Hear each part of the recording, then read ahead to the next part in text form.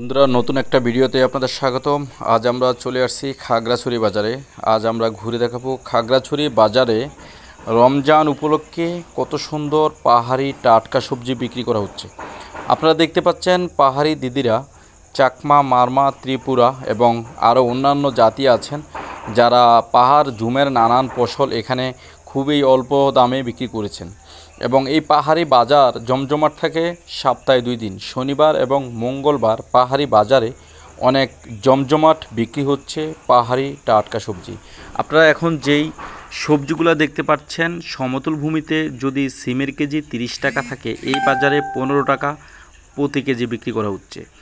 পাহাড়ি দিদিরা পাহাড় থেকে এক দামে এখানে সবজি বিক্রি করে থাকেন। পাহাড়ি দিদিরা কখনো মূলামূলি পছন্দ করে না, দামাদামি পছন্দ করেন না। ওনারা সীমিত লাভে ঝুমের নানান ফসল বিক্রি করে থাকেন। বন্ধুরা আজকে ঘুরে দেখাবো খাগড়াছড়ি সবজি বাজারে। খাগড়াছড়ি সবজি বাজারে কী দরে বিক্রি হচ্ছে সবজি, চলুন তাহলে আমরা বিস্তারিত আজকের ভিডিওতে দেখি।